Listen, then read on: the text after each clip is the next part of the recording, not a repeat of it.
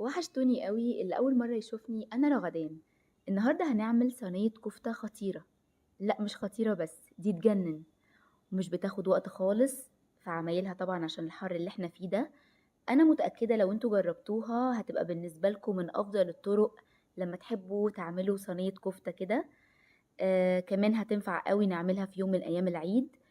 يلا بينا اقول لكم انا عملتها ازاي، بس يا ريت الاول نصلي على النبي عليه افضل الصلاة والسلام، وكمان ما تنسوش تعملوا لايك. اول حاجة حطيت في الكبة بصلاية متوسطة متقطعة، وطماطم متشال منها القشرة، طماطمية متشال منها القشر، فلفلاية حامية متقطعة، وفص توم. هعملهم في الكبة ناعم بس مش ناعم قوي، يعني وسط كده. وبعدين استخدمت نص كيلو لحمة مفرومة، هحط عليها البصل والطماطم دي. هنحط بقى التوابل، معلقة صغيرة فلفل اسود، نص معلقة كمون، ومعلقة صغيرة بابريكا، ومعلقة صغيرة سبع بهارات، معلقة صغيرة هريسة شطة.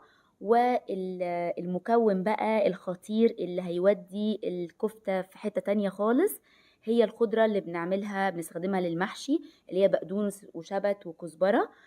قطعتهم صغير، مش بحب اعملهم في الكبة عشان ما ينعموش قوي يتعسروا كده، بحب اقطعهم صغير. هنحطهم وهحط الملح. وبعدين هنخلطها مع بعض كويس اللحمة، وهنسيبها بقى على جنب. في الصينية اللي هنسوي فيها الكفتة كنت مقطعة ترانشات، نص ترانشات كده، بصلاية كبيرة وفص توم، كل ده ترانشات. هحط بقى شوية صغيرين من فلفل اسود وكمون وبابريكا، شوية صغيرين، ومعلقة ونص كبار من دبس الرمان.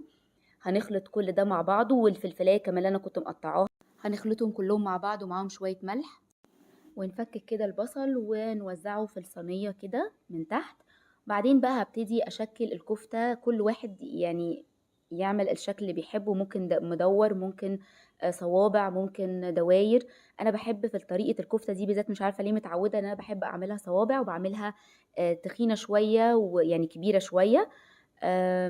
هتعملوا بقى الشكل اللي انتوا عايزينه لغاية ما تخلصوا الكمية. بعد كده بقى هغطيها بورق فويل، من غير ما ازود اي دهون خالص، كفايه الدهون بتبقى اوريدي في اللحمه.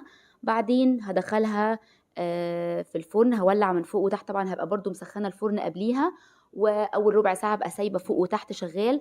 وبعدين هولع من تحت بس على درجه حراره 190 لمده 35 دقيقه. بعدين هشيل الورق الفويل وهسيبها من بين 5 دقايق ل10 دقايق تاخد لون بسيط، مش عايزين لون جامد عشان تبقى طريه وجوسي كده.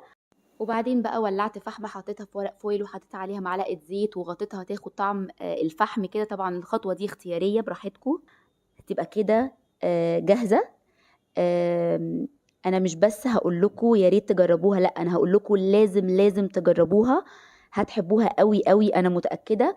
تقدموها بقى مع رز، مع بطاطس، بطاطس محمرة او ويدجز او مكرونة، تنفع مع كل حاجة. انا عن نفسي بحبها قوي اكتر حاجة مع العيش، جنبها بقى سلطة طحينة، سلطة خضراء، بجد تجنن. بس خلي بالكم لما تيجوا تحطوها في الفرن، انا مسويها في فرن كهرباء، لو فرن غاز بيبقى النار فيه عالية شوية، فحاولوا تخلوا النار مش عالية مش عالية قوي، عشان تنزل الصوص اللي بتنزله، والبصل يبقى زي المكرمل شوية، ويبقى فيها صوص كده شوية بسيط.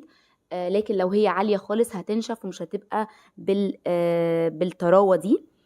وبس كده، اتمنى يكون الفيديو عجبكم. لو عجبكم ما تنسوش تعملوا لايك وسبسكرايب او اشتراك في القناة لو ما اشتركتوش، وتدوسوا على الجرس اللي جنب كلمة اشتراك، وتختاروا اول او الكل عشان يجيلكم نوتيفيكيشن او اشعارات باي فيديو جديد انزله. بحبكم قوي وهتوحشوني قوي. باي باي.